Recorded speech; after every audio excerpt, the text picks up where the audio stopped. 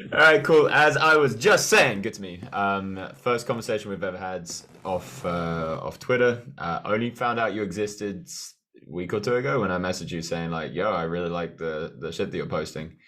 I wanted to talk to you because I like people that have good connections to truth, and the things that you were saying indicated to me that you have a good relationship and you've cultivated that inner flame that tells you when something's true and when something isn't, and you have the ability to articulate that in a way that other people might resonate with or understand. And I love it. I love it. I'm not gonna swear in the first like minute of a YouTube video for the algorithm. Somebody bleep that out. But anyway, good to meet you. Yeah, good to meet you too. I appreciate that. I'm curious, like what was I saying specifically? Like, what did you see? Hmm. What was the tweet? It was there was one of them. I'd have to bring them both back, but one of them was along the lines of no teacher can tell you how to create your own game. You have to take inspiration from others, but the only true teacher is yourself. And that's something Mm, I always speak about. I think it's so important, and it's very difficult to come to that conclusion and then to articulate it as a teacher yourself, because the humility required and the wisdom required, just to think that and to believe it and to say it is, yeah, it's like pretty high level. You won't get many people that are teachers, especially in poker, that would be like, actually, I'm not the central authority here. You're the central authority. I'm just here to influence in whatever way you see fit. yeah, it's interesting because I think at the same time there is some value to that like position of authority. Like people can trust you initially, but then to actually be like thriving like long term, the point is that independence, and you can't get away from it. You can only like have the illusion of getting away from it by like deferring to that authority, I think. Mm, Like if you're making a decision, like you are responsible, you're pressing the buttons. You can say you're not. yeah, You can say like, oh, I'm doing it because PO told me or this coach told me, but you're making that choice. Like you've just decided that's the best option you have in that moment. So yeah. like that's that sort of thing to me at like the deepest level is like what we're already doing at the poker table, but we kind of miss it. And so when I was working on that level, like it sort of dissolved mistakes for me in a way, or I was able to reframe them a lot as well. So I got like a lot more Yeah, productive that's a really good way actually of growing. saying it. It's like it's also kind of a central point of Buddhism. I don't know if you've gone deep into any kind of Eastern philosophy, but I, I've before, uh, I've been in the streets. you see, you look like you look like you might have, yeah. But before we go into any of that, do you want to, for people listening, just describe where you're at in your poker journey, and what stakes you play, or I looked, you had a graph that was up 200K or something like that. Yeah, what are you? Yeah, so that graph was from like 2021 till mid 2022 on Ignition, like 1K and 2K.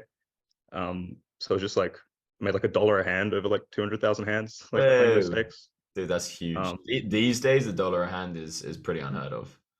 yeah, it was nice. It felt like a lot of things like sort of lined up at once. Like my strategy was ahead of itself, like ahead of the curve at the Yeah, time. Still definitely is, but back then, like I was just in the zone and like rocking yeah, that.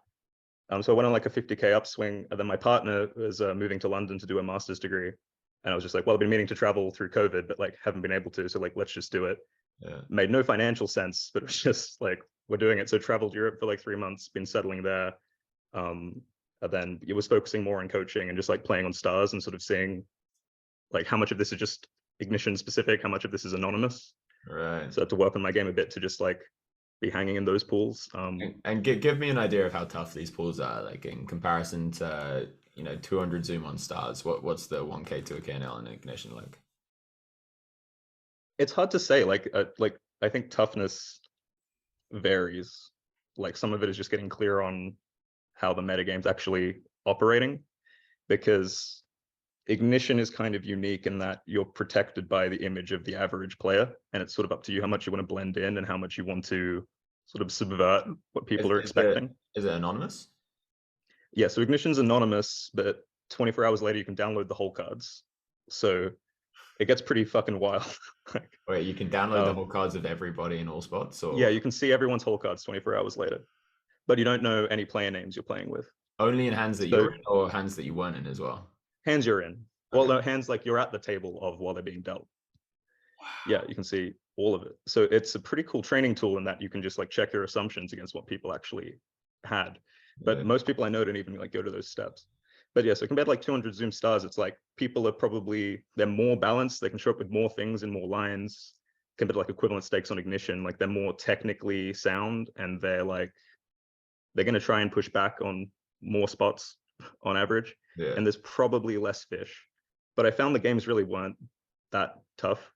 Really, like I think how tough reg pools are, how tough Euro pools are is sort of overhyped. It's just about how many fish you're getting compared to the regs and like what's the situation with the rake. But like, you know, maybe your win rate is half, but you can play 4 tables of Zooms. You're getting like 800 hands an hour instead of 200. All right. So tell me how you come about your strategy. Like obviously, if you know anything about me, you know I'm critical of the way that most people think about game theory. But obviously I embrace that it's very important part of the game. If you were to try and maybe summarize your game and how you think of it with heuristics or. So heuristics are useful. I've sort of tried to figure out over time what I can kind of set and forget and what is kind of what I don't need to change and reevaluate. And I mean, I did that by revisiting it dozens of times more than I needed to and kind of boiling it down. Yeah. So I tried a lot of like strategic divergence and a lot of like complicating and stuff and learned some things, but kept coming back to a few sort of foundational strategic building blocks. So yeah, I have heuristics in terms of like what Solver's doing with like parts of its range that are easy to miss and important to think about. So I know how to like exploit within frequencies. And I just like sort of try to fundamentally, it really is a like, what's their range? What are you going to do about it thing? But depending on the stakes you play, you may or may not need to like humble yourself as to how much you can actually know about that. Yeah. But there's certain trends that are kind of predictable. And I really just try to view things 360, you know, like data can be helpful on specific players or like mass data, like especially beating fish. That's really important. So you can get like pretty good rules of thumb around that. But then like if it lines up in sort of looking at a sim and seeing, oh yeah, people are going to mess that up, and this lines up with human psychology or how I understand people to play, and it feels good when you're doing it, it's going to be pretty sick. So there's a whole bunch of things that just once you see it, it's like, oh yeah, like no one knows this, and people are really messing this up consistently. Let me ask a more personal question and kind of flip it on me. Like, do you know much about how I play poker or anything like that? Have you ever watched my videos or? I'm pretty familiar, yeah. So if you were to try and critique the way I think about poker, because the way that I say, let's say there's like three separate camps. You can have the way that I play poker, which is like, what's their range? What are you going to do about it? You be aware of all of the things, but it's not like I've gone heavily deep into the population tendencies and then found exploits about that. And it's not like I've gone heavily deep into the game theory and found all of the different frequencies and things like that.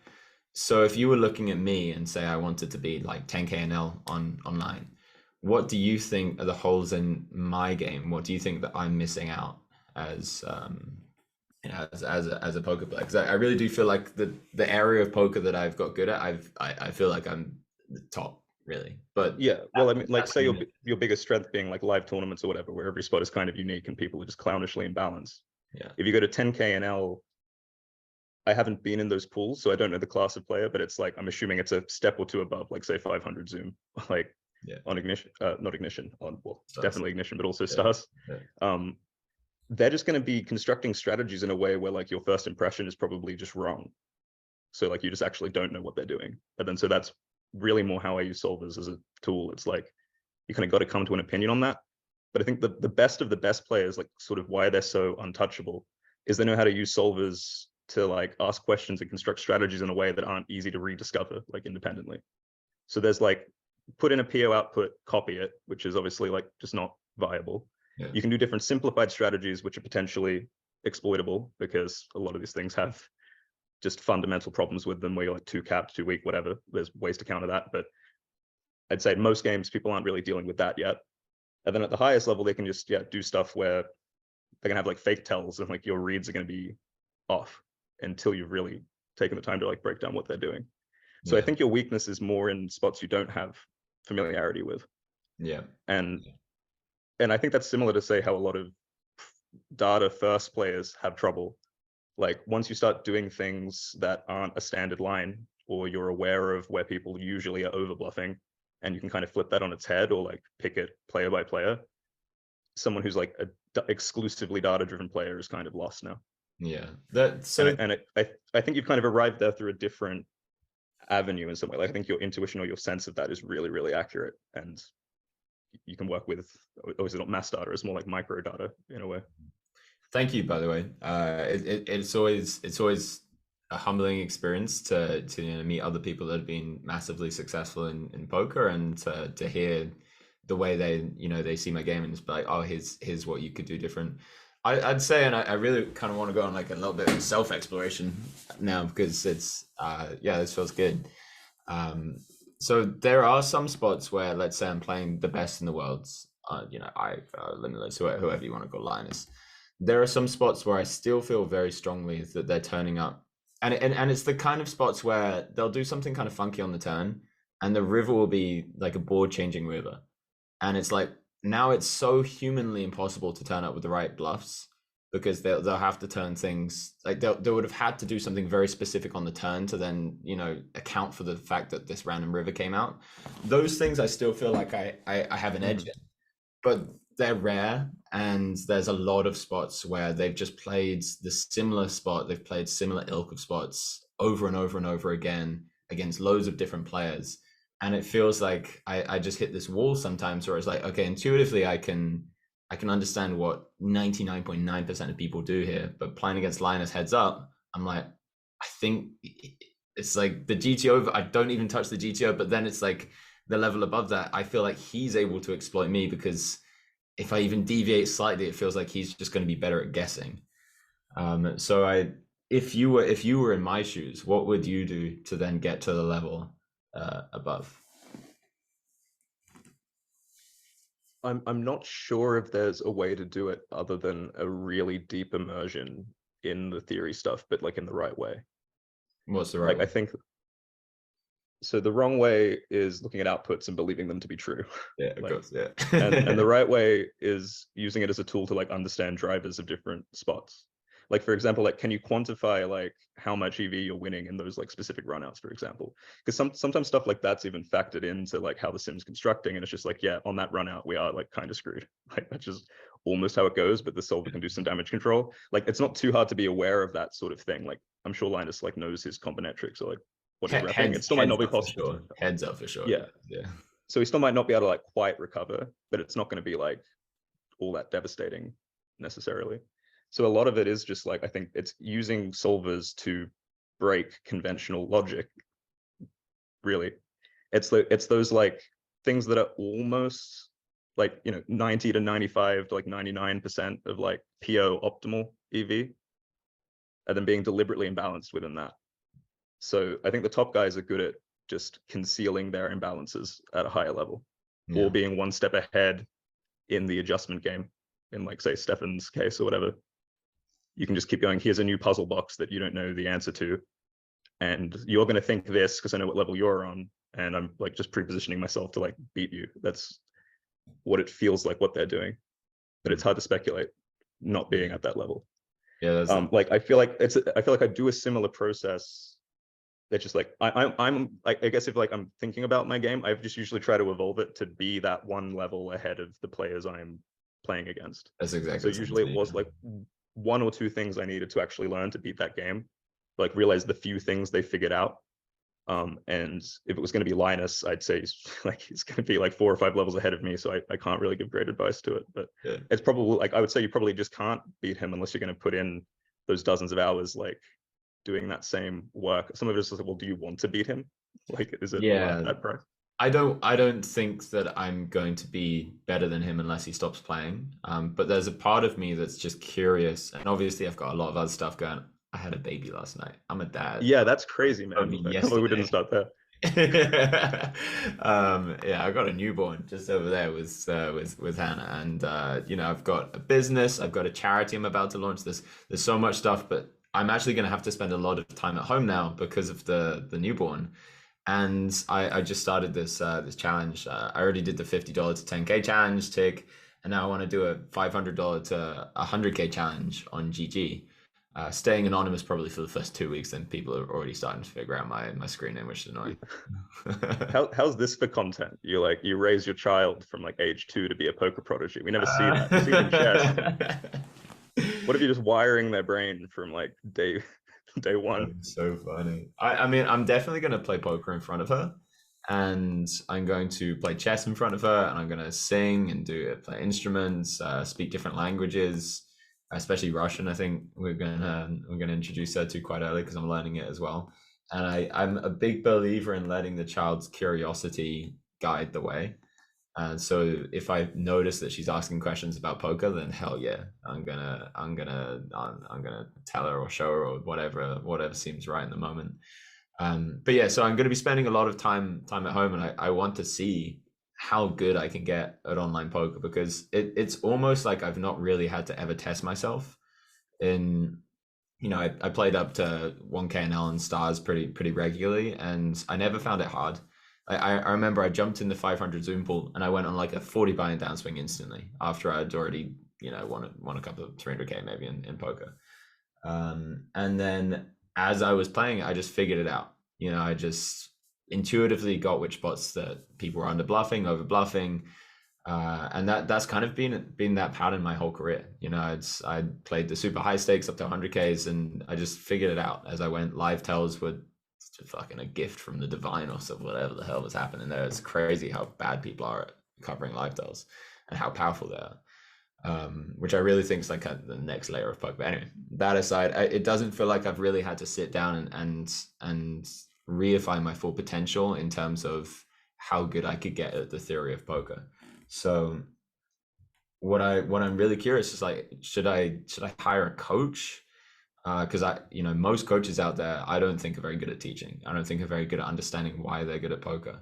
Or is there like a software? I saw you mention a software today on Twitter, a GTO software of some sorts called Ruse. Is that right? Yeah, I'm all about ruse now, because I'm talking a big solver game right now, but like I've always hated running sims, just like the disconnect between having the idea and being able to like explore it. So like when Wizard came out, I got back into it for like the first time I'd really looked at sims in like 4 or 5 years, sort of seriously, because I could just go through 1,000 a day and just kind of get that exposure. I have no idea what Wizard is, by the way. So it's just a literally every single flop, every spot, quite complicated sims ran and archived, so you can like look them up in like a library. So RTA is pretty easy, huh? RTA is trivially easy. Okay. Anyone who wants it has it. There's like, yeah, they don't care about security, but don't get me started. But that's the thing is like Wizard as that is something like if someone was using it, it might make them play worse because it's not adaptive and it's sort of broken. Cool. And then it's like there's just all sorts of problems with the sims. I won't get into it.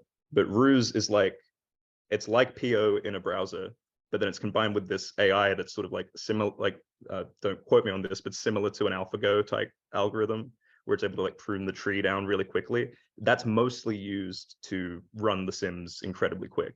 And then instead of solving the entire tree at once, it solves each street sort of once at a time, and then just like goes, oh, well, it's sort of good to have this range, sort of good to have this range. But the accuracy it gets is pretty uncanny compared to like a classic PO sim. So you can do things like change the bet size, compare different simplified strategies in no time in these browsers. So the workflow is crazy. If you actually want to run a sim for your exact sizings, your exact strategy, for how you played a hand in that session and review it, now it takes less than a minute instead of like 30 minutes to like an hour. And if you were trying to only just started. If you're going to try and learn how to deviate from game theory, how good would Ruse be? And by the way, you're an affiliate of Ruse? Yeah, I have an affiliate code. Yeah. I'm not. Do you want to say what it is? I put it in the description. Oh yeah, EQ Poker 10. It's one word. And you get 10% off or something. Yeah, 10% off. I think the first month. Yeah. I'll probably give that a go, and I'll use your code. Yeah, I think you'll like it because it just gets rid of all the hassle basically.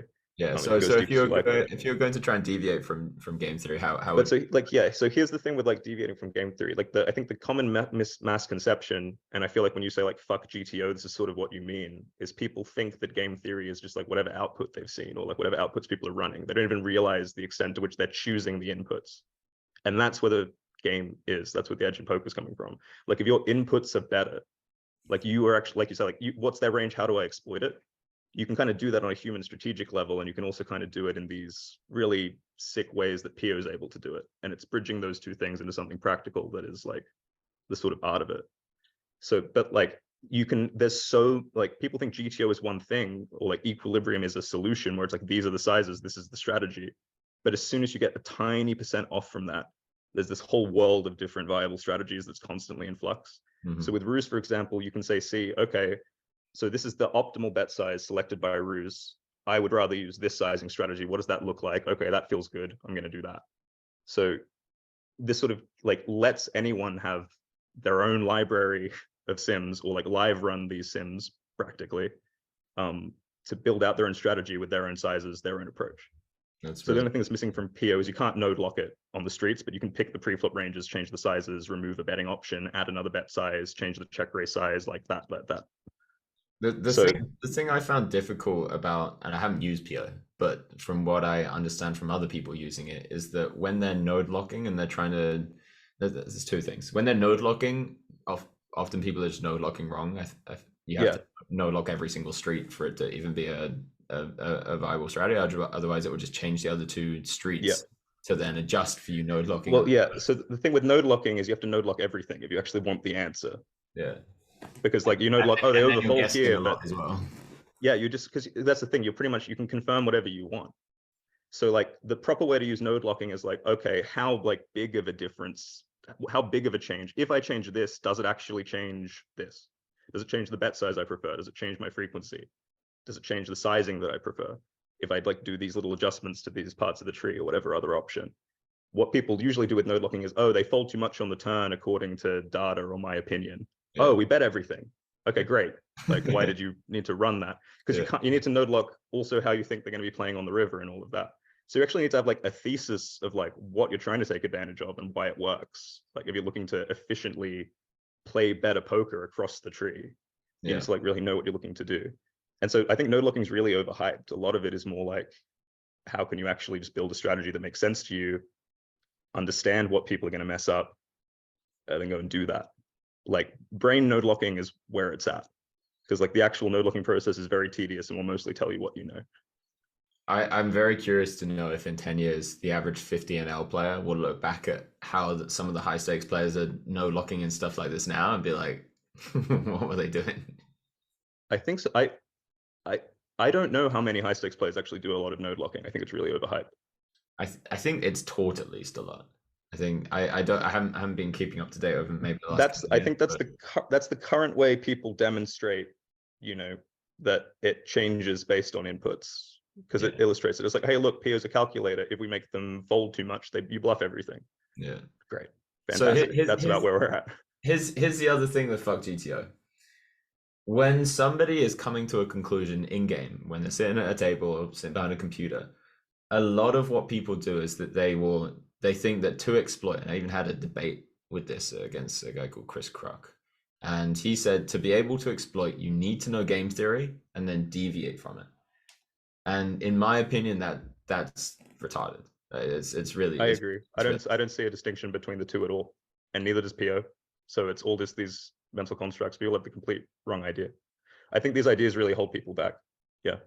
Yeah. It's like if PO knew what you knew, or even if PO was going to make the mistakes you would make, like if you node lock you against them, people are just like ignoring all of that. So like, you know, the level one thing is, oh, well, obviously you can't memorize a perfect balanced PO sim and play that. You can't. So you have to at least surrender to that.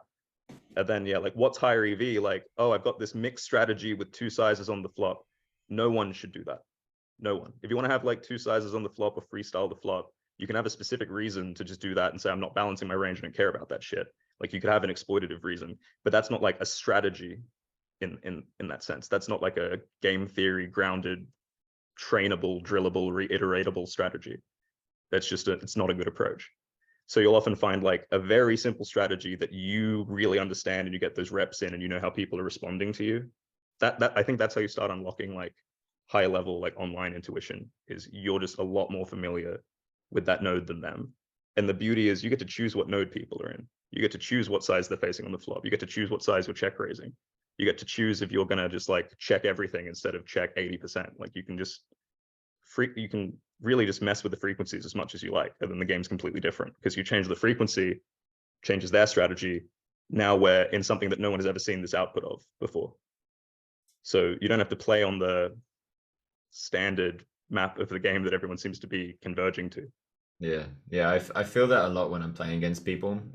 A lot of my strategy is to put them in spots that I think that they haven't studied, and if I think that two things are close, I'll go towards that one. There's also, so imagine you're say blind versus blinds, and you open the boards, they defend the board, something like 6-3-3 rainbow. My thought process here is against almost everybody, apart from the top echelons of players, is I'll categorize their range. Okay, so I said 6-6-3, I think 6. Yeah. So, they've got 6x, they've got 3x, they've got gut shots, they've got 4-5. Then they have all shit ton of ace highs and, a bunch of king high floats and then a bunch of misses. And, queen jacks, etc. I would do that intuitively. I would just see what kind of heuristics I could create about their range, what kind of categories I could create, and then I would think, okay, what's my plan against all of those? I want to make the ace highs. Let's say I've got jack 10. I want to make the ace highs call on the flop. I want to make sure that they're raising most of their 6x, so I'm not just blasting off on the turn. And maybe a bunch of their king highs and queen highs can call on the flop as well. And so I'll bet quite small with this hand because I know that I want a double barrel and I'm getting value from the ace and the king and the queen highs. And this, because people are very unable to notice the difference between having ace 4 here and ace 8 here, they'll play all of their ace highs pretty much the same. So if I bet a quarter on the flop and then overbet the turn or bet pot on the turn or whatever the turn is, you can change it. Just what do I think that the ace highs, the best ace highs will fall to here? Then people are playing a huge proportion of their range exactly the same. And that means that I can be on the level above that and exploit that by just making sure that if I have a bluff, that huge proportion of their range folds. And if I have value, that huge proportion of their range calls. Or maybe if I have value, I only target different parts of their range. What I'm curious about, and I'd love to hear your perspective on this, is this works so well up to the high stakes that I've played regularly. How would a game theory oriented player take advantage of the same phenomena?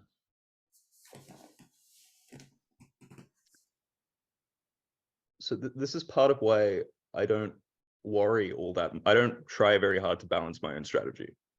I just try to not fall into exploits like that. And you can get pretty good vision over how people tend to play, or sort of good guesses. I wouldn't even say I'm a game theory first player, at least in terms of the solver sense. How would they take advantage of it?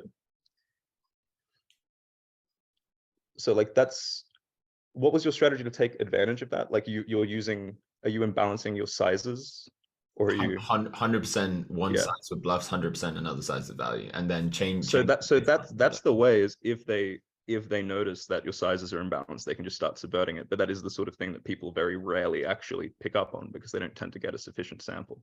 Yeah, and then you can also. And the other thing is a studied player, I'd say a good game theory studied player is working on the game and studying the sims and these libraries enough that they have a heuristic to not treat ace 4 and ace 8 the same. So that's where that would fall short against. There's still probably an imbalance there that you can take advantage of, but it starts to get near imperceptible, and you can actually just be wrong if you're not giving them enough credit. Because for example, ace 4 and ace deuce and stuff are pretty high frequency raises on the flop. So if people just start raising your small bets, you're toast. Yeah. And that's actually the sort of thing where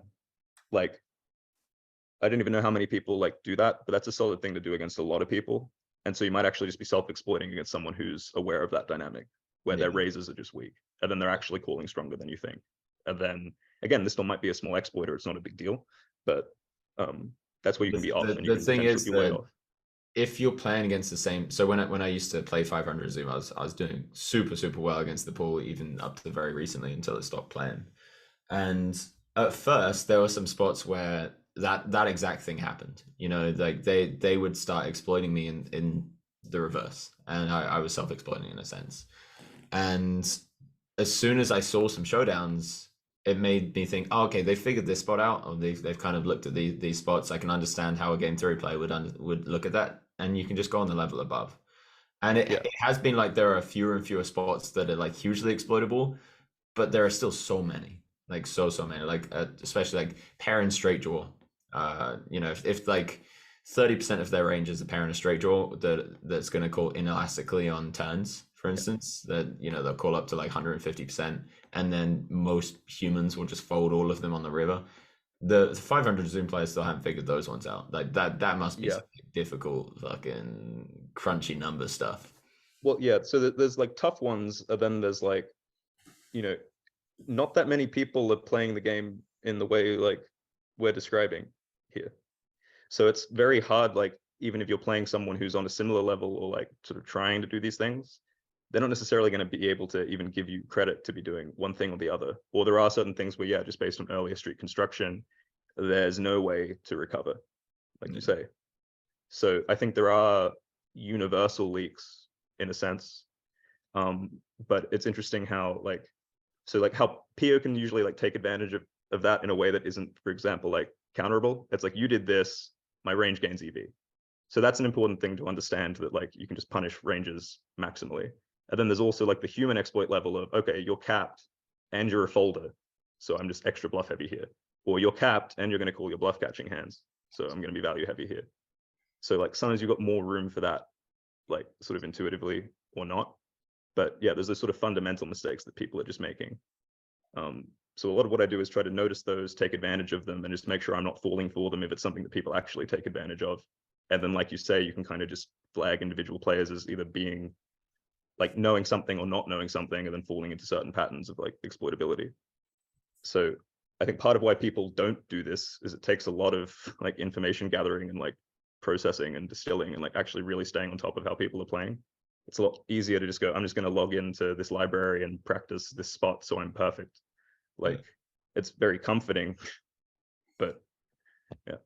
And then I think where top players are doing stuff like just talking about like Linus or whatever earlier, the way he's going to punish you for these things is going to be so subtle that you won't even notice most of the time. Like he'll pass on, he might even know where you're imbalanced and pass on an exploit that would give away that he knows. And that's a fine line to navigate.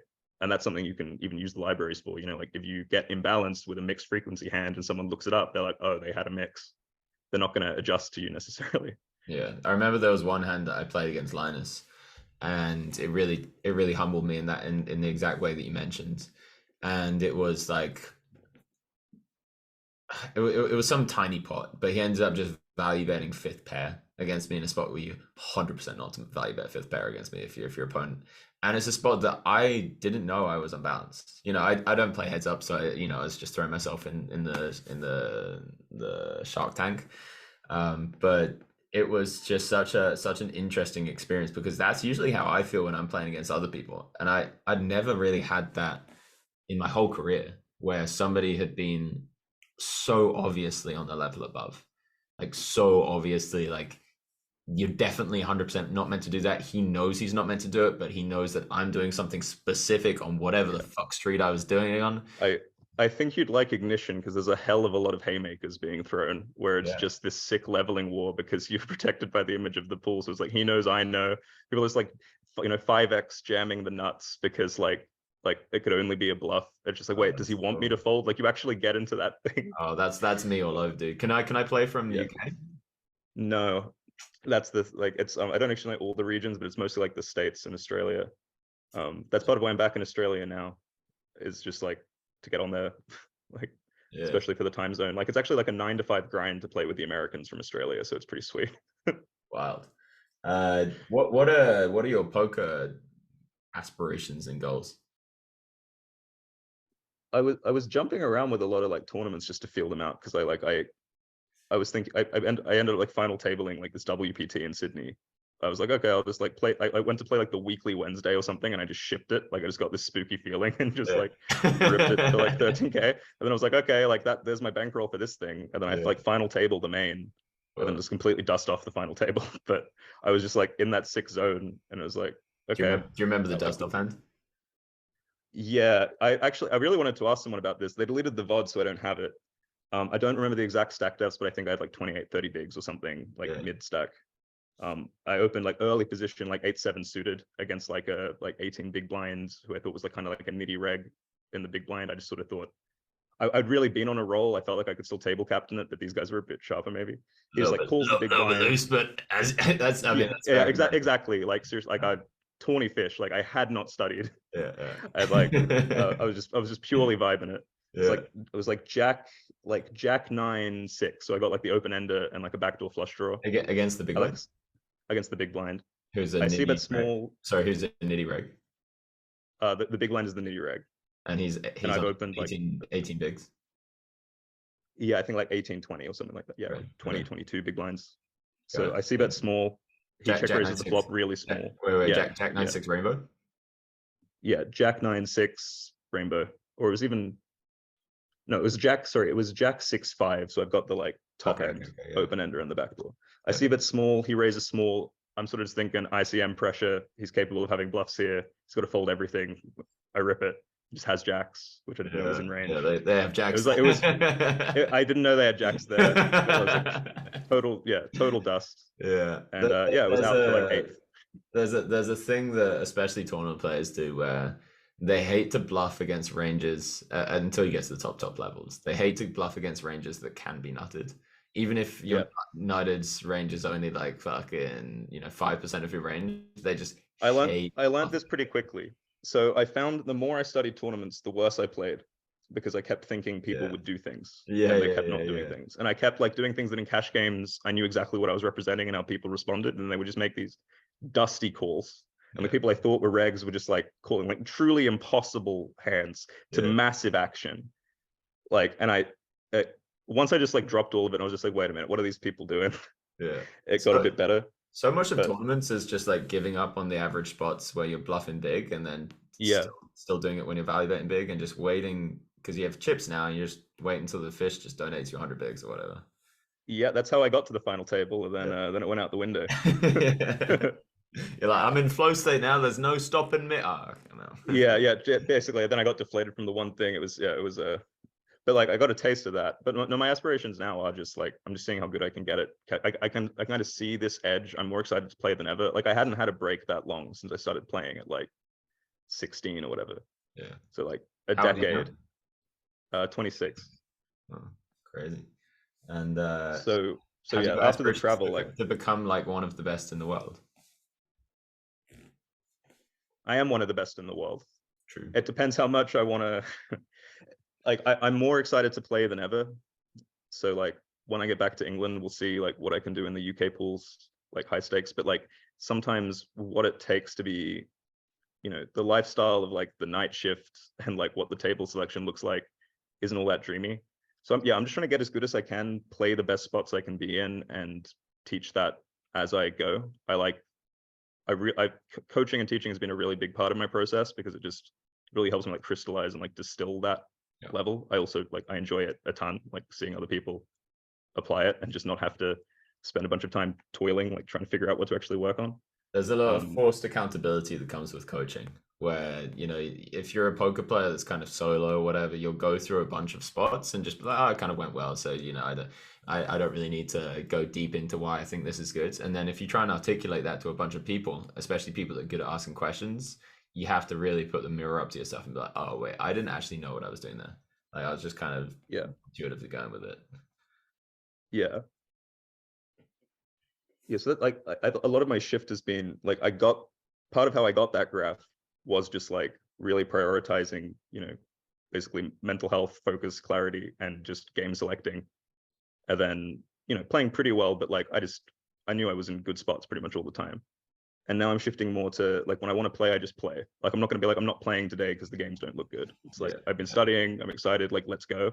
And in doing that, like just that mental shift of like I'm just going to alpha reg this game has like led to edge against regs that is like statistically impossible or like unlikely. I'm not saying I can just always sit and like crush any lineup, but there's something that happens when I'm actually like in fighting shape and sitting there wanting to play. There's a very powerful unspoken thing about table presence even online. Like if you're Yeah. the kind of person that's in the mindset like I'm gonna outplay these motherfuckers, then you've got a good even if you're a whale. It's huge. Like the Yeah. confidence oozes into every decision you make. And I love to get students to record their footage. And there's two types. There's one, I got a friend called Rafa, right? He's an ex-competitive tennis player. He's like super, super charged. You know, he's new to the game still relatively, but he's been crushing. When he's playing, he's like smashing the mouse, like boom, boom, you know, going between different sizes. You can see his thought process. And then there are other people that if you get them to record their footage, they're kind of like tapping the up, oh, maybe another big blind, and the latter Hmm. group of people, Yeah. they suck. Yeah. They suck. They just can't You win. can smell it, can't you? Yeah. When they're sitting across from you. You smell the uncertainty on their breath. Yeah. I like I like doing the fake uncertainty. That's a good one, you know. Mm. That's a good one against Rex, actually. Just like time bank jam, and they're like, "Oh, I guess it was marginal." One of my favorite ones to do against recreational players is, and it is a live tell thing if people want. I crushed my whole career just doing this against only recreational players. Is as soon as I bluff jam, if it's a big spot, give it like a hair of a second if they don't snap, and I go, phew! Oh my god, I thought you were gonna snap me with quads there. I heard you talking about that one. It just has to work 100% of the time. Yeah. Like that's one of the like, so like that phenomena, like that fear of embarrassment and it being obvious. Yeah. Subtler versions of that have been a big part of my edge. Yeah. Like that's like an important part of redlining. Yeah. Like, Yeah. especially ignition, you know. It's just like you do the thing that no one ever bluffs for, they're Yeah. not calling, Yeah, you know, yeah, and you yeah. do it with the timing where you didn't even have to think about it. Like you knew you were doing it from the beginning, Yeah. and it's just like if you can tell that the player is actually paying attention and not just like fucking autopilot clicking their hand. That's the other thing with this stuff. You need to know like where they're at. You got them, you know, because it's actually suicide for them to call you Yeah. unless they know it's you. Yeah. There used to be a spot that would come up. You know, every now and again you'll check back turn and river a set, and you have to raise river, and you literally only repping 3 combos. There used to be that spot in 500 Zoom. I would take it all the time. Every time I'd be like, yeah, I got 5s, why not? Fucking, and everyone's just always fold for like a good 2 years straight till people figured it out. Yeah. You can't do it. So that's a classic all one. the time, but yeah. You can, yeah, you gotta pick your spots, but things like that are still they're still around. Yeah. There's so much strat talk on this pod. Is it always like this? No, literally never. I please take it as a compliment. Like I speak to GTO players, and I often get the feeling that I don't want to speak poker with them very often because it doesn't feel like I'm learning anything. You know, it doesn't feel like they have something to teach me, because even though they do know things that I don't, they don't see the whole picture of it. So they're applying the knowledge that they have that I don't incorrectly. So they're like, oh, you need to do something like this. I'm like, I can see why you would think that. Like I can see how you went from there to there, but if you have all of it, you don't go there to there. Like when I watch people make videos about me all the time, and you know, they'll see some live gameplay of mine, and sometimes they'll say stuff that, okay, I didn't know that, you know, I'm fair enough, thank you.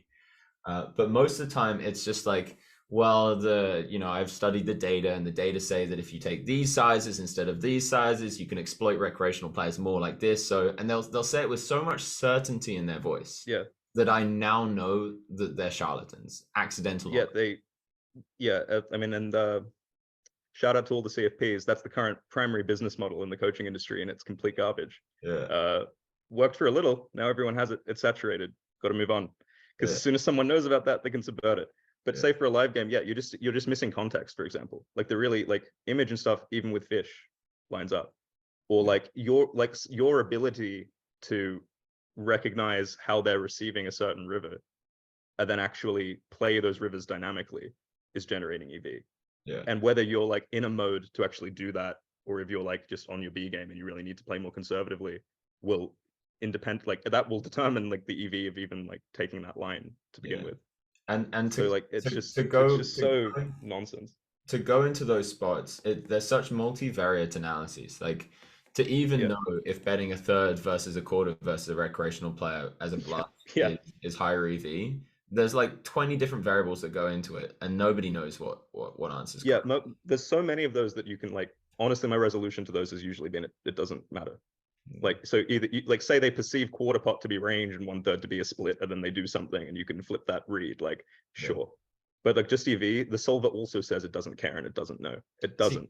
It's noise. I actually disagree there. Maybe we're not disagreeing, but for me, there are so many spots where the solver EV isn't life EV, isn't game EV. Yeah. Like there are so many spots where I know that if I bet a quarter versus a recreational player, they're gonna bluff raise probably like 20% more often, 30% more often, like some ludicrous number on like a king 6/7 two-tone board, big blind versus button versus big lines. I know that if I bet a quarter versus bet and a third there, then they're gonna check raise a shit ton more. And that's some of what I was trying to say, right? So if you're trying to view it from a game theory lens, it's practically indifferent, doesn't matter. If you have that read, that independently shifts everything. So like people need to actually embrace the stylistic aspect. Like anytime you're asking a question like which of these two small bet sizes should I use on the flop, the answer is it doesn't matter. Should I bet 60% or 75% as my turn C bet size? It doesn't matter. Like you just pick one. Like in terms of studying solvers, you pick one, you work with it, you start to understand how it's splitting, and you just run it. Like your overbet size doesn't matter. Like pick one. It's like the number 100 on like the variables that actually matter in terms of like understanding how the game is working mathematically. And then online, it's potentially it's a bit of a gambit to be sort of freestyling your sizings or like trying to level people. There's times for it. Against Rex, it's really good. You can probably outplay them, but you can also give things away. So I think that's even like almost stylistic, like how much you want to do that and how much you want to commit. But you can reach the highest stakes with like 4 bet size buttons and just move on. Like you don't need to worry about it. Like the leaks are that big, the range mistakes are that big, and then you get really sharp at reading people within that simplified tree that you're playing. So yeah. So you mentioned you have spaces open for coaching. I'm doing a group. Yes, I'm doing a group coaching flight, which is just me laying out like everything I know and just teaching people how to actually develop these strategies practically. And then it also is like, here's my playbook of exploits that I'm using. So taking like 20 people max, setting up like 3 small teams, just getting people working that process over 3 months. And by the end, they've sort of graduated poker college and they can actually just play the game and develop their own strategies and find new edges instead of trying to figure out how shit works, because it's pretty straightforward. I think it's really obfuscated by the mainstream market. And what kind of demographic of player are you looking to coach usually? So it's pretty wide. Like my fees are fairly high, so it's pretty much got to be people who are serious about playing professionally or like taking it to that degree of serious. And they do need to be able to commit sort of at least a month to a pretty intensive call schedule. So it's like probably like a minimum of about 10 hours of like work a week on top of playing, ideally that much, like 10 to 20. So the majority of people are like mid-stakes players or people about to make the leap to mid-stakes online. There's also a bunch of like 1K and L live players, and there's a couple of people who are just like, I've always wanted to do this. I'm dead serious. I want to like see what I can do in poker now that I've got the time and the resources. And so yeah, anyone who's like ready to make that commitment and like resonates with this approach and like is kind of over the dogma. Yeah. How did people find you? Was it through Twitch or? Yeah, like I think Twitch initially, and then like Twitter, I'm pretty active. A lot of people find me on Twitter now because the Twitch streams have been pretty sporadic. But yeah, I was streaming a lot of like 1K ignition and like 200 Zoom, 500 Zoom on stars, just to kind of prove that I'm actually doing this.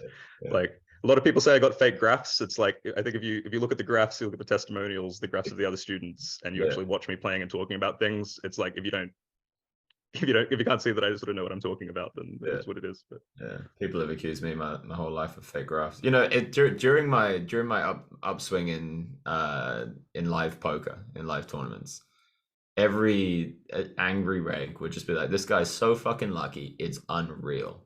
And now, after looking back like 4 years later, all the angry regs at me will say, "There's no way that those results are real." You just can't win. You can't win with people like that. I mean, there's like the same people who like, I don't know. There's this like, I think people fundamentally misunderstand downswings, for example. Like people, like negative variance triggering you into a mindset where now you're kind of self-inflicting that damage, and then people really don't really see like how to get out of there. You know, they stay in the struggle for a long time, justify it, say it's the variance, because the way out isn't necessarily intuitive. You know, it's not like you can try harder, you can't work harder, you don't need more strategy stuff. And all of that is kind of scary when you're like just feeling vulnerable and like the whole world is against you. Yeah. So people won't necessarily take that step to just like actually reset. And again, easily said, like, yeah, one of the toughest things. But I think it's similar with upswings, you know, like there is sun running is a real thing, and it is like sort of internally you can cultivate it for sure. Yeah, I remember when, say, like Fedor, he's gone on what maybe one of the most prolific upswings in poker history, right? When he was on that upswing, everyone started speaking about him like he was the GOAT. Whereas the year before, nobody was talking about him like he was the GOAT. And when you sat down at a table with him, you could feel that. Like people's egos were getting ruffled. People wanted to outplay him or avoid him or something like that. And you can, you know, even if you don't have the metaphysical belief that his belief in himself was causing an upswing, which a lot of the high stakes poker players do have that belief, but even if you don't, you have to understand the psychological impact that somebody's going to have playing against somebody that's going to ruffle their feathers. And yeah, it's huge. The amount of edge that you can get in tournaments just from people playing weird against you is unreal. Yeah, like I mean, just avoiding you with like ICM stuff alone is pretty crazy. And there's also a lot of counterintuitive stuff with, say, you know, small edges, like how much they accumulate. Like I used to play a lot of Magic the Gathering, and I was looking at stats for like how often you would win your match to like make the top 8, like the equivalent of the final table. Yeah. So playing like 7-8 rounds. The difference between like a 60 and a 65% win rate was something like 3 times as likely to final table. Like a 5% difference over that many iterations. Whoa. So like say you're just like at like an indifferent spot where the GTO guys are randomizing and you're just like actually intuitively picking something up. That alone is devastating. And then I don't know how far you can take that accuracy. And then if there is anything to the metaphysical, like making the deck go your way, then it's just toast. And I'm a little bit on that camp, but I feel obligated to remain inconclusive. I play around with that because it's fun. I don't need to know if it's true. It's at least psychosomatically enjoyable and useful. Yeah, the metaphysics is something I've spent more time doing and researching and digging into than I have poker, but I feel obligated not to explicitly say my opinions or a lot of them publicly, because then when I'm in the future, you know, launching a charity or into politics or something, someone will just play that and they'll just be like, look at this fucking hippie. What does he think? You can bash 2 crystals together and cure cancer. Yeah, I mean, and also no one should believe you. Yeah, no one should take your word for that. The rational thing is like, not to believe me, you know, it's to maybe be open, but to be like, well, I haven't seen the evidence that he's saying he's seeing, so I can't believe him. Yeah, I think like the danger of like completely denying things like that are hard to rationalize is having like too much of a faith in your like thoughts and rationality and not realizing how you rationalize to perpetuate your worldview, basically. Yeah. So like even if it's just like a little gateway, like to take that stuff less seriously and be open to more stuff, I think that's very good. Have you dug much into live tells? I'm a big believer in them. Sometimes I'm pretty tuned in where I can just like see people's hands practically. I don't have a structured way of doing it. If I did do live poker, I'd be all in on that because like there's just no point studying theory anymore at that point. It's something that I've gone balls deep in, and I've gone deeper in a type of live tells, and I think there are maybe 2 different camps. There's a type of live tells which is a lot more articulatable and quantifiable and things like this, whereas the other type is a lot just more like, oh, I feel that, you know, the Patrick Antonis is very good at just feeling whether somebody's bluffing or not. I'm getting better at that, but I'm actually a lot better at the quantifiable side.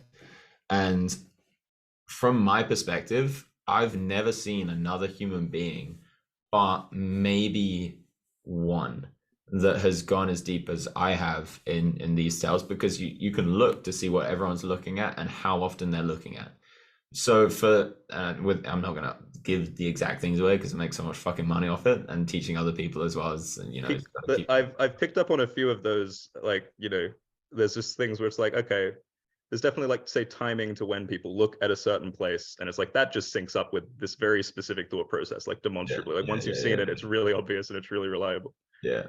But for me, it's stuff like I don't know, the old guy at like the fucking 2-5 game picking up his hand, literally waiting to fold on the river is some of the stuff that I was like getting into when I played live. So Yeah. it's like, oh, I bet a big blind and a mark. Stick that on your solver. The extent in which one can go with these things is like, take someone like Stephen Chidwick, for instance. He is a beast. He's an absolute annihilator. He is, so good at poker in so many ways that I won't understand, I'm sure. I had a heads up against him once in a 10K tournament, and I could see what his hand was every single street, every single hand. I could just define his range, where he was in his range, high, low, medium, and it was like I was playing an instrument. And it was because I had one specific tell on him, but over multiple streets. So it's like in poker, you're only meant to have like 5 data points per hand, if they check raise, bet or whatever.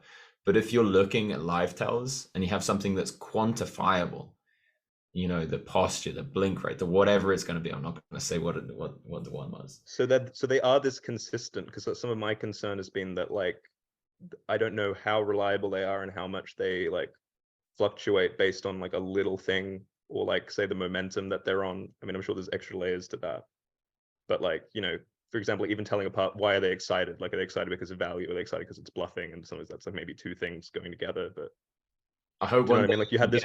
I hope one day you get. You had this one read, and it was just. Sorry. I hope one day you get super into live poker and come to one of my retreats or something like that. Maybe we've joined forces or something like that, because I'd love to be able to. I'm tempted. I'm tempted. I'll be back in the UK next month, so it's Fuck yeah. It's possible.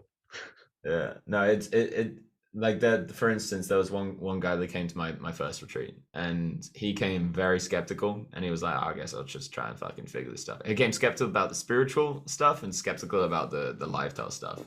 Spiritual stuff, we cracked him open. He's like, it was such a beautiful moment. He had a really deep moment of self-reflection, and then afterwards became so much softer. And the lifestyle stuff, he left saying, if this got out, it would change live poker forever.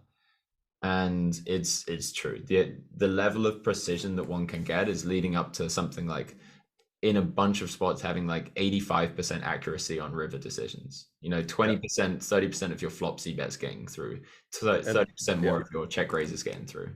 And that just makes most of the higher level solver theory actually quite redundant. It's just not. It doesn't have utility at that point. Yeah, that's part of the problem. Like, some people are so unstudied that they might even have good intuition, but they don't really know what to do with it or how to make good use of it. And some people are so studied, or they get into like this stress mode where they're blocked from like accessing these really sometimes in like really obvious things, if you know them, because it doesn't converge with that model. And so I think that's the sweet spot, is when you really have both. Like, you have that clear framework and understanding of what's going on, but then you never get blinded to it, and you're just like, okay, what the hell is going on in this situation? Is it even relevant? Like, and yeah, again, that's the issue with like how a lot of people study solvers. Yeah. But of course, you don't have that issue. Not yet. Not yet. Not for live. I don't think anyone has that issue live. No. No.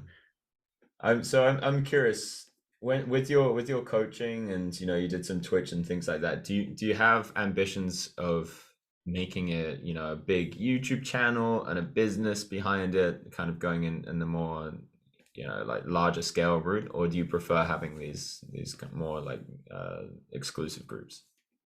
Scale is a big thing I've thought about a lot, and pretty much any time I've ever even considered prioritizing scale or creating scale, it's created stress and gone worse. I've gone more back to it. Whereas like, just like, I really like the sort of boutique thing.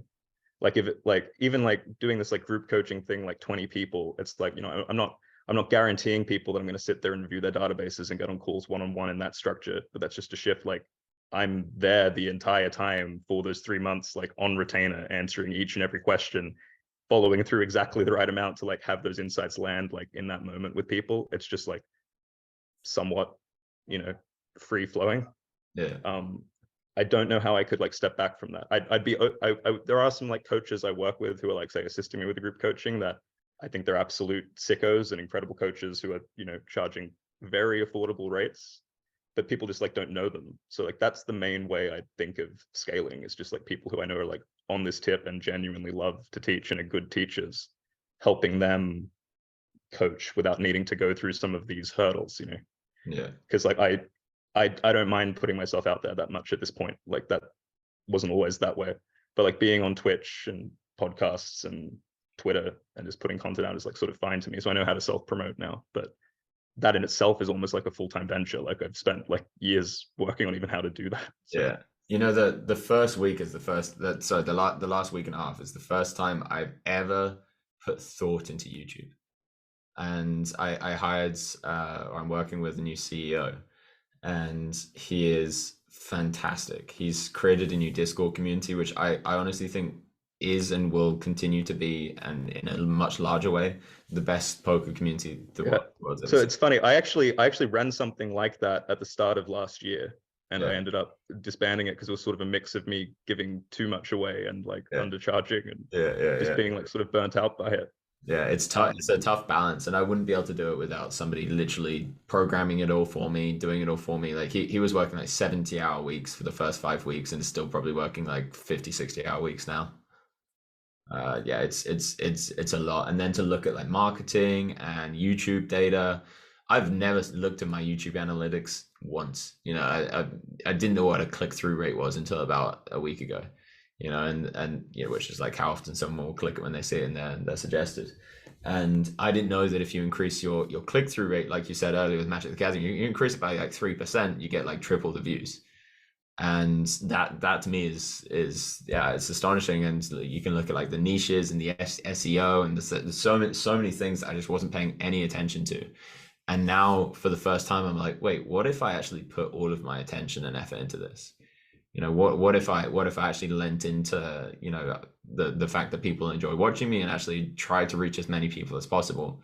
Because for me, the most important thing in the world is that I'm doing as much good in the world as possible. I'm growing as a person as much as possible, and to have the biggest reach is pretty important. If you have like somebody like you, like I can tell, I don't know anything about you, but I can tell you're ethically inclined to do good.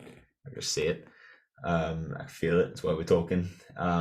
If you were the person with the big reach, as opposed to, I'm sorry, Doug, but anyone who isn't, in the poker community that isn't so ethically inclined to do good in the world, that to me is a better world, and something that on a mass scale you're going to be doing quite a lot of good.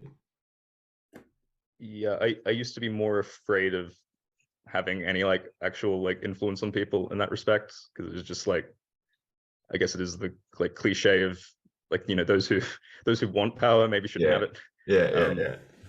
But yeah, like, and I don't think poker, like even playing poker, needs to be like zero sum in a way. Like, especially the way I approach the game now. Like, I remember when I just needed money to live for a long time, and I just like needed to make that happen. And so I just needed a practical strategy that could like do that. And then I had it, and then I was like, okay, so like, what's my reward? I get to like play robotically now at like high stakes, I guess, for like money that I don't strictly need. Like, is this what I got myself into? So being able to like reconnect with like actually really learning and like playing the game where I got into it to begin with, like, and doing that in a way that is fruitful, even if it doesn't like pay off in some obvious way in the short term. Like, just I guess like helping people think or explore things more, or like actually get more connected to themselves. I think it has value both in and beyond poker. Yeah. So something I noticed about you is that you're very holistic in the way that you think. And imagine, when you're teaching people poker, you're teaching people, like you said before, the 360 view. And just that alone will proliferate into other areas of their lives, where now suddenly, they're thinking about a relationship, and they don't only have this one way of thinking. They're actually thinking, okay, there's lots of different angles, and I have to be humble enough to know that I can't see all the angles yet. And I really think that, I see that you've done a lot of work mentally and spiritually even to become a better version of yourself, and that it just spreads into other people in such a profound way. So I'm sure that you're doing immense amount of value in the world, and I would love to see you doing something on a scale. I'm thinking about it. I still just need to figure out how, but Yeah. I am, I feel like I'm still maybe midway, like most of the way through this iterative process of say even how to, like do this even with like say 20 people in a group and make sure that the relevant information is getting across. But like say I learned from the last one, even like I was giving people like private sessions on top of it, like included in the bundle, and everyone saved them till the end. Like I sort of left it very open-ended when people can use this. I think use it after we were finished, and every single person saved the private sessions till we were done, and they were all crushing, and they were all like thriving anyway. So it was like, Yeah. oh, okay, like so they are getting it. Like even if Yeah. we're not just going to sit there for like 20 hours, it's like when you're just in that space for that long with that like actual focus, it's great. So yeah, I would definitely be open to scaling it more. I just need to figure out actually like how to do that, and like organization and stuff is not my biggest strength. But each time I've done this, I've like flown to a new continent, like literally on the other end of the world, like right as I'm launching. So I think I have been playing it on hard mode. Yeah, yeah. For me as well, organization, I'm a lot better now. Like I turn up on time things. I have a Google Calendar that's fucking up to date and stuff like that. I'm reliable in a lot of ways because I've had to be as I'm launching a charity that's very multivariate and complicated. And I've got teams and stuff and people to pay and all of these things, family. But still, when it comes down to it, I know that my role in life isn't to be a CEO. So that means that I need to find people around me that their role in life is to be that grounded individual that can take somebody else's vision and reify it and crystallize it and make it something powerful. So yeah, there's that part of it. There's the finding the right people, and then there's also the engaging with the entertainer in yourself. The ability to take the persona that you've manufactured and cultivated or created or found or whatever you believe it to be, and almost exaggerating it in some sense, because people love to see a persona. They love to see an authentic persona for sure, but also one that's a bit of what my girlfriend calls a ham, like a show off, like a something. I'm reconnecting with that now. That's a lot easier when I'm, playing poker and I can just like up the bravado. Yeah. It's yeah, you feel your oats a little bit. Yeah. People definitely dig that. That's yeah, I slightly moved away from some of the like I was much more into the Buddhist stuff, which I think like got me a little bit down on having a persona. Yeah, And yeah, I've moving away from that more over time. I think you can have both. yeah. That for me, there's been over the last few years, to go into Buddhist talk for a second. There's been such an unidentification with the self that, and I really don't identify with me anymore. Like I don't, and this to other people will sound strange. I'm sure to you it's like a completely normal phenomenon, but it's like I identify with so much more than me that to even say I am Charlie sounds wrong. It feels wrong. Like I am a poker player sounds stupid. It sounds like a child. It's like, oh man, whatever, I'm a fireman. Because I know that I'm so much more than this body. And from that, over the last 2 or 3 years, came this massive deconstruction of all these images that I created of myself. And there was actually a huge void that was left. I didn't enjoy the things that I used to enjoy. I didn't feel fun from the things that I used to find fun. And I had to, from the ashes, the phoenix had to rise. And it's only very recently that I've started to find that more deep and profound, unnamed joy of the world. I don't have to see myself as Charlie or as a whatever to really feel love for everything and everyone and feel fun and feel joy in the pretense of being a human. And yeah, to mix something like Buddhism or Hinduism or whatever specifically Buddhism, which is very much of the relieving these layers that we've manufactured and finding the center point within. To mix that then with going out and being an entertainer or a poker player, where you actually you need a big ego. You need your ego to be there. It doesn't mean you're acting through the ego, but it means it's there. The sense of I, the sense of self, the persona. It has to be powerful. Otherwise, you're going to be a wet flannel at the table. Maybe you can talk about your own experience, but for me, it was such a wild duality to have those two things happening at once. Yeah, I think it's easy to get stuck on like emptiness, but then I think the point is that it's an opening for like all of what you're saying to like then come in. It clears the way.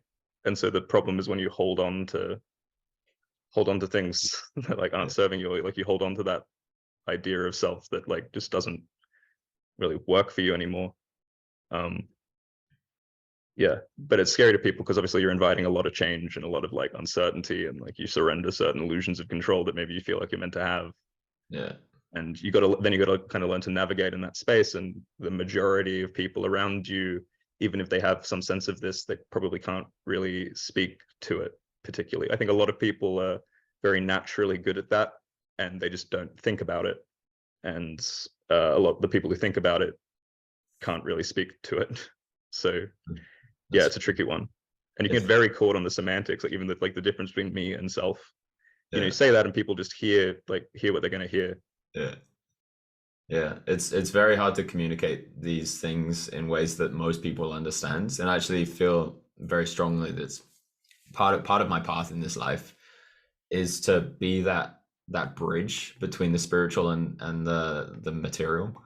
And so, you know, I even and I'd be curious to see if this is the same for you. The way that I think about poker really matched the way that I thought about something like Buddhism or Hinduism. I have such a fuck GTO approach to it. I'm like, fuck the scriptures, man. Like, fuck reading all of these things and being told how to think and being told how to meditate. Work it out yourself until you hit a plateau, then maybe ask something or something. Yeah, I think that's so important. You know, I mean, even like most of the teachers talk about that. You know, like you got to abandon the seeking at some point. But there's like this.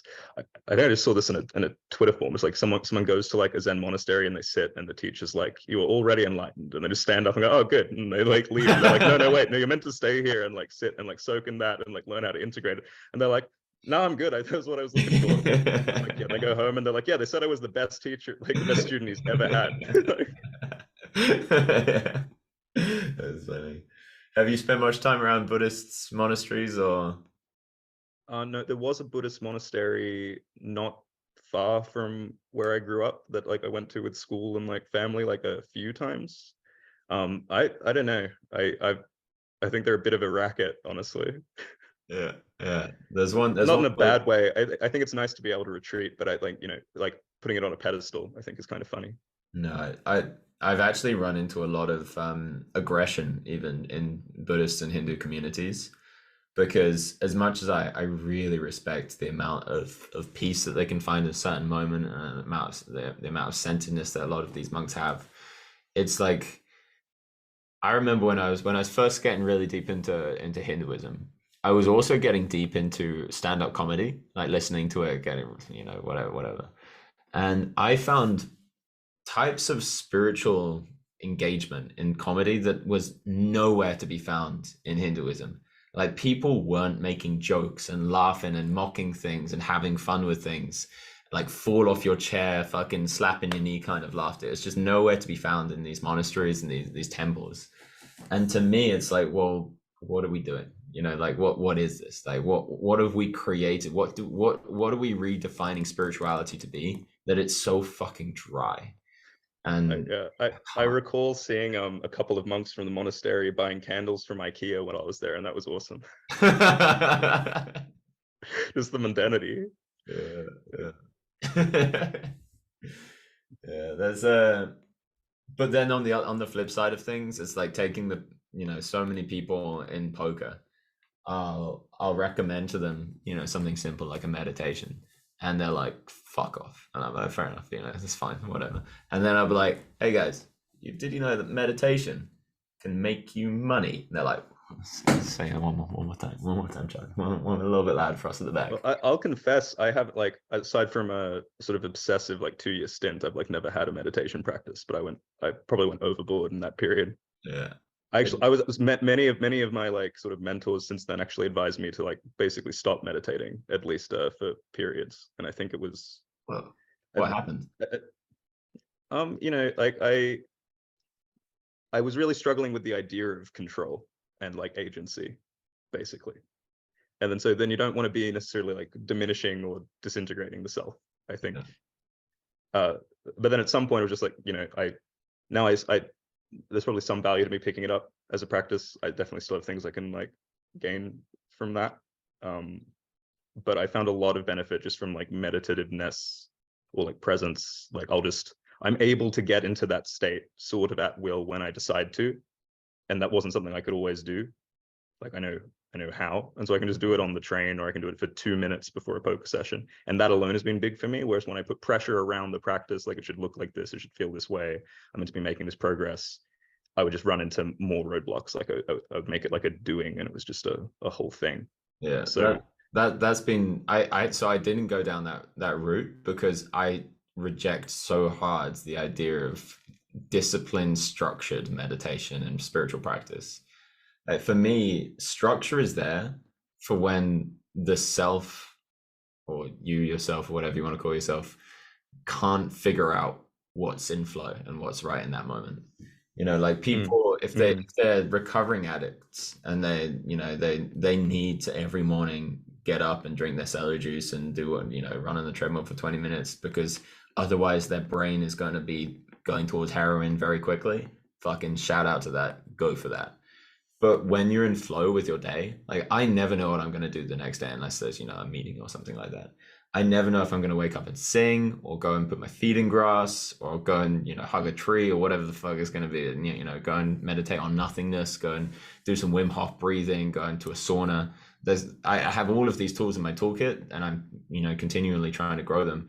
But if I'm in flow with what the day needs and what my body needs, what my mind and, spirit, if you want to call it that, psyche needs, then I just do whatever feels right in the moment. Whereas when I've met so many people who have had strong spiritual practices, it's so sterile. It's so, I'm doing this because this is what I do. I'm meditating because that's what you're meant to be doing. And to me, that's out of flow. Yeah, it's interesting.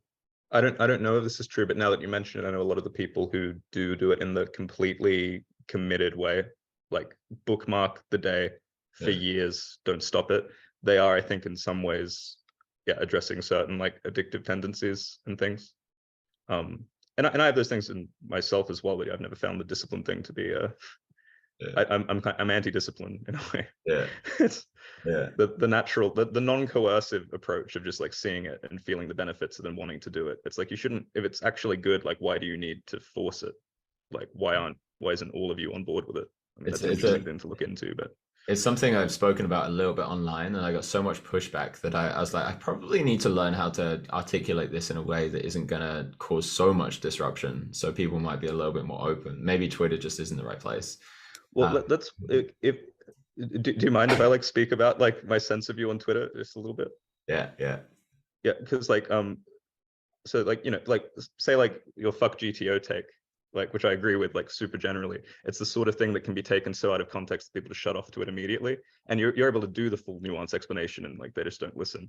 But say when it comes to things like some of the more controversial topics you address, I'm concerned that it does stoke the flame more than actually like lead to productive like inquiry or exploration. That's just my take. I agree. It's a criticism that I have of myself, but at the same time, there's a certain power and potency that comes to being able to concisely and precisely speak the truth, no matter the repercussions. And it's sometimes something that's a lot harder to define and recognize. So like you might say something in a moment with power and precision that will just trigger the crap out of half of the population, but maybe 20% of that half, then a year down the line, that seed has been planted and they're like, wait, I remember that being said, and it just sticks with them, and then it grows into something. I will say that on Twitter, it's been difficult for me. It's been like the best training ground for me because it's such a trigger, or it used to be such a trigger fest. I got really heavily bullied as a kid, and various other triggers that would come up, being demonized, being things like this. It was so painful for me to receive the backlash that I was receiving, then I would end up getting triggered, and I'd end up trying to say something in a more inflammatory way, and it would just kind of be this really big. I think those really did, like I think I know the situation you're speaking on. I think those really did highlight like the limitations of the platform more than anything, because I thought you explained yourself very, very clearly. I didn't find it ambiguous at all. I think it's more like when you retweet something that would be broadly labeled a conspiracy, Yeah. And then it's like, if you look at the accounts like associated with that and you go down that rabbit hole, you're in a complete nightmare hellscape of crazy, like half a step to one step removed. Yeah. Even if there is like a fair question or even like a legitimate info. And then there's also like there's a miss rate even when you like investigate things as honestly as you can, where you might just retweet something that's factually incorrect that like fits a narrative. Yeah. I try to be on top of that as on top of that as possible. But I for sure have retweeted things that have ended up not to be true. Although I don't think too many, but I for sure have. And there is a balancing act as well. There's a balancing act of what happens if you try to be the most authentic person, and what happens if you avoid articulating yourself in an authentic way. And this is what I see throughout a lot of the poker community. A lot of people who are probably bullied as children as well, who are scared of being the outcast, who are scared of being criticized and analyzed or whatever else it is. And they feel so comfortable being like, oh, I'm a poker player. People see me as a poker player. They can criticize my poker, but they can't criticize me because they don't know who I am. And for me, that is not the way that I want to be living. I want to be putting myself out there, even if it hurts sometimes if I get attacked or whatever it is, because then I get honest feedback about who I am. I get to see how people react, and I also get to grow and strengthen. Yeah, I mean, totally. I mean, like, even in something as relatively trivial as like playing poker, if you're putting out that like straw, you know you're holding yourself back, and so you're like, you can't fully fail because you didn't fully try and you didn't really care. Like, they didn't judge you, they judged this image that you constructed that like is there to like armor you. Yeah. So that's very safe. It's like, so you, I mean, it's like playing GTO, you know. It's Yeah, like yeah. you're protect minimal downside, but what's the point? Yeah. Bad game, friend. Yeah, it really is interesting to hear your perspective on it as well. Twitter for me as well is so much of like a preparing me for the future. Like I feel so deeply in my fucking balls that I'm gonna have some kind of political influence when I'm older. I don't know what it's gonna be, but whenever I fucking meet a metaphysicist or a shaman, they all tell me the same fucking thing. And I feel it so intrinsically in myself as well. And at the moment, I still sometimes get swayed. It's not really, it's like 5% how much it used to be, but maybe 2%. But I still can get swayed by people attacking me or saying cruel things or something like that. And I want to be the kind of person that never gets swayed. Yeah, that never is off center, or is like really almost never off center, to the point where in the future, if some fucking woke crowd tries to cancel me for saying the word retard too many times, then I'm gonna be able to bounce back and be myself the next day. So what would sway be, right? Because like obviously if you're centered, it's still like it's not like you're not open to feedback, right? Because that's a subtle difference that I think can like catch people up as well. Like I know that for myself. Like that like want like that balance between clarity and conviction and following it out and knowing it's true versus say like a subtle delusion, and they can often feel kind of close. I feel as though I can tell the difference. That was one of the biggest things I guess I'm still integrating, like in terms of like self-trust or like proper intuition. Like what's the difference between intuition and like an impulse or some pattern you're playing out? Yeah, I can feel it energetically a little bit, like for lack of a better word. Like I can, yeah. but you can get into some trouble sometimes. But again, like compared to like 5 years ago or God, like 10 years ago, like I was in a constant world of torment that I was self-creating and like perpetuating, and that is not the case now to anything close to the same degree. And like I notice it very quickly when it's happening. But congrats for getting out of that one, by the way. I know the feeling. It's yeah, it's a weird one. It's hard to articulate too. Yeah. Like I almost can't. I don't even remember what it was like properly. I just can't relate. So there's a shaman that I know called Kurikindi, and I worked with him a few times in London, and he was an exemplary example of a shaman in my mind. He's still human, he's still got weaknesses or whatever else it is, but his level of centeredness, his level of awareness of who he was so strong that I guarantee if you put him in front of a crowd of 1 million people and they're all yelling the same stuff at him, telling him the same things about himself, it wouldn't faze him in the slightest. And that level of conviction and certainty that is the divine connection with truth. That is and Right. it's not like he's not open to feedback. Like he was always open to feedback and understanding things or changing his mind or whatever it was. But when it comes to knowing who he was, it was like a tree in the wind. It was like a really Right. solidly Yeah. founded oak tree. Yeah. I'm thinking now that even like the question I pose sort of ceases to be a problem if your intentions are pretty clear. If you're going around like trying to change the world to fit your image of it or how you reckon it should be in a sort of forceful way, Yeah. then you're probably like doomed from the start. Yeah. But if you're just trying to like, abide by truth or whatever, then it's pretty clear. Yeah. Yeah. And it really does come down to the kind of like Buddhist notion of evaporating the self in a sense. It's the self obviously still exists in a sense, but it's like in a given moment, if somebody says something cruel online or somebody gives me feedback online, if I'm responding from the self, if I'm responding from the ego, the Charlie, there are going to be all of these rationalizations, defenses, and convictions that will come and meet this instantly. But if the ego is a part and I let it just enter my existence, it won't hurt me. It might instruct me. It might instruct me by like 1%. It's like, well, 99% of what they said is wrong, but maybe this is there. And it's not even like a conscious thing. You just let it Yeah. come.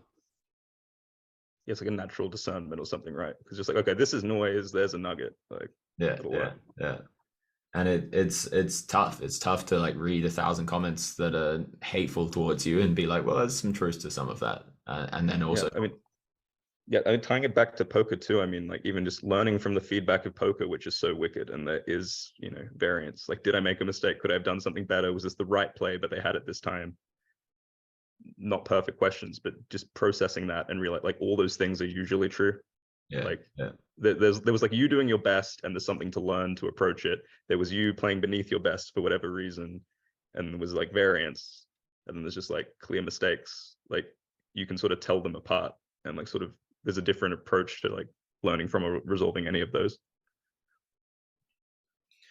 when it comes to your future, is poker a means to an end? Doesn't feel like it right now. I don't really believe in like a means to an end a ton. Like I feel like I can enjoy it along the way as well. It's like just Yeah, yeah, definitely what yeah. I'm going to be doing circumstantially. At the moment, I'm super excited for like a minimum like the next 5 years. I see a lot of potential in my play and like the coaching. But I guess I do see it as eventually it's pretty sweet in that it gave me the sort of freedom I was looking for. And then like I had to like work with that responsibility. And I think you can find a way to transition out where like you just play less or you play more selectively or you like, it just ceases to be the center of your world. But I think even playing like once or twice a week, you have to be pretty consumed by it. I can't see my love of it going anywhere in the short term. But I could imagine just basically discovering something else. So then poker is just like less important, and then I go that way. Yeah. Could you Um, imagine yourself wanting to go into charity or business or politics or anything along those lines? Business seems the most likely in that in some ways it feels like there's the least in some ways the least bureaucracy. There's the most ability to just sort of do what I want. There's different problems with it in like what a viable business, like how it needs to operate. But I guess business intrigues me the most. But I'd also, I don't know. I don't know. I'm open to anything. Business seems the most likely. Like I don't know about like high school dropout professional gamblers getting into politics, Yeah, but yeah. like It's the new era. It's coming. Like Elon Musk is more politically influential than basically any politician on earth, bar a few. it's true. I mean, I guess my engagement in politics, I wouldn't do it through the conventional channels. That's sort of how I've approached everything. I think you can be politically active without like being a politician. Exactly. Yeah, that's Um, that's that's the way I see it as well. yeah, I think a lot of these, it's strange. Like you can kind of be a brand or a business of mostly you and do a bunch of stuff. I don't know where Yeah. it will go, but that's different than it used to be for sure. Um, yeah, no, I don't know. I don't know where I'll end up, but I'm pretty passionate about better education, like education reform, whatever works for that. because like school basically psychically damaged me, and I'm really against it. And I went to very, very good schools. I'd say maybe the only exception which still had problems, like when I was very young, I went to like a Montessori school, which is very like basically like high numbers of teachers to students, a lot of like freedom to explore on your own, and the teachers sort of assist you. You like just plan out the few things you're going to work on that day, and then like there'd like be like 2 scheduled meetings with like everyone, but you just go and like learn how you want to learn, and the teacher comes and gives you personal attention. That was great. And then going to public school after that, I was like, this makes no sense. And everybody there was like, they were very, very, very far behind. Like not just me, but like sort of everyone I was around. And it wasn't like it was a gifted school or something. It was just kids who were able to have that freedom. So yeah. My kid would, I'm not saying anything with certainty because you can always change your mind on stuff, but so far we've not found a single school that we would ever consider sending our kid to. The Montessori was the closest, and the Waldorf school, I can't remember if they're the same thing. The Waldorf and Montessori, there's like 2 different types of kind of holistic schooling, one of which used still like grading systems and things like that, which I think is inherently damaging to the psyche of a child to be so comparative and competitive in unhealthy ways. So we wouldn't do that one, and one of them wasn't, and we were open to that one as well. But there's still the element of what I feel so strongly is that, and I remember I did a talk recently at Imperial College, and I asked them all like, what do you love about your subjects? Like what do you want to do in the future? What makes your heart sing? And the answer was just like, I don't know, I don't like it. I don't like my subject. I just don't. And these are some of the best minds that the world has produced. They just hate their subjects, and they just want to go into finance and be a fucking cog. And the reason, the like meta economy, the best minds go to this like artificial thing to like extract value through the algo. Yeah. And the reason for that, or one of the main reasons for that, is that when you have a child that's bursting with curiosity and passion for life, they'll get the most immense amount of joy out of looking at a flower, just how a Buddhist monk would. And you then sit them down and say, now it's time to learn. Even if you do it in the most kind and creative, fun way, by creating that division between it's now time to learn, implying that it's now not time to learn later, it takes away their natural proclivity for curiosity, and it puts it in a box, and it says your curiosity is now, it's not later. And you see that play out in all schools. So with our kid, what we're doing is we're not going to teach them anything. We're going to do stuff in front of them. We'll stimulate them. We'll have things that will happen. And if they say, if they take an interest in learning this language or learning this instrument, then hell yeah. We'll ask them, like, do you want classes in this or whatever it's going to be? But we're never going to sit them down like, okay, this is ABCs. This is whatever, 1, 2, 3s. In the UK, is there any sort of like legal requirement for them to meet certain evaluations? I mean, I have no doubt that they're going to be able to like pass like evaluations with flying colors, but no, is that something you need to jump through?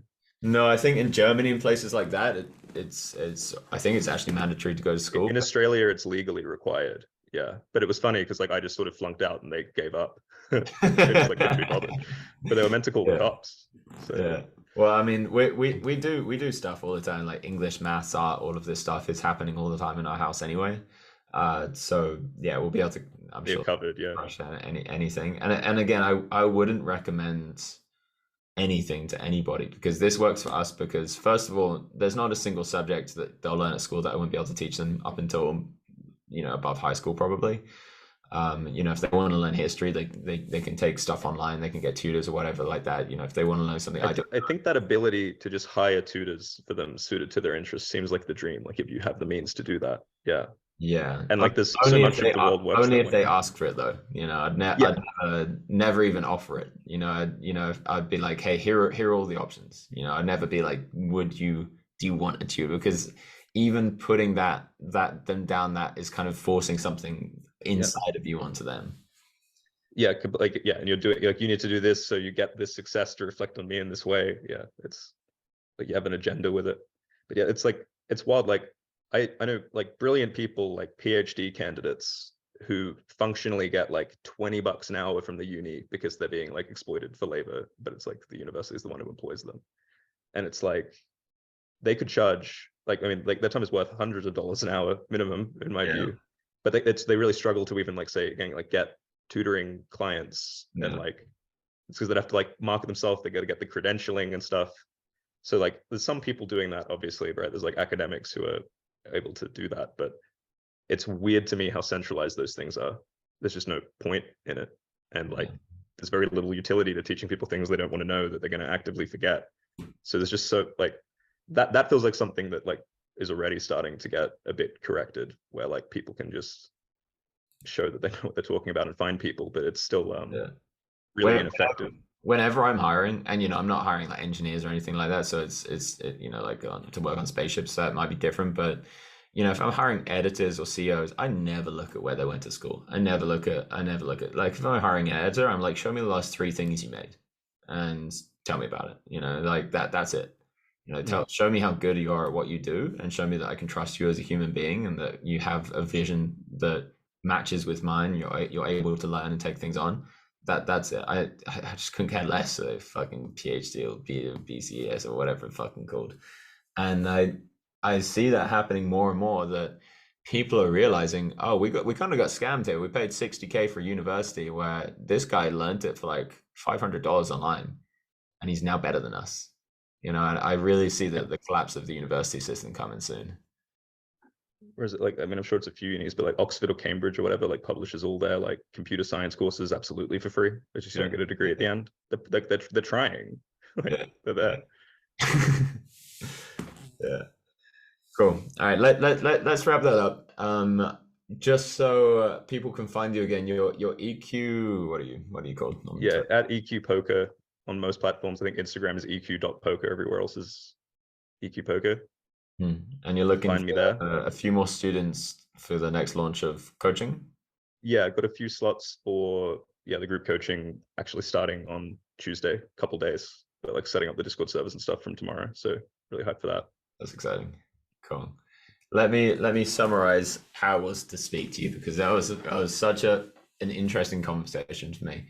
It is rare that I will meet somebody in the poker world that I will have the natural inclination of wanting to ask them questions about myself so I could learn things about myself. And I really feel in you that you have a deep connection to truth. You've still got a long way to go, as all of us do. But the amount that you've managed to get now is such a powerful connection between what you perceive in your head and how that matches what reality is.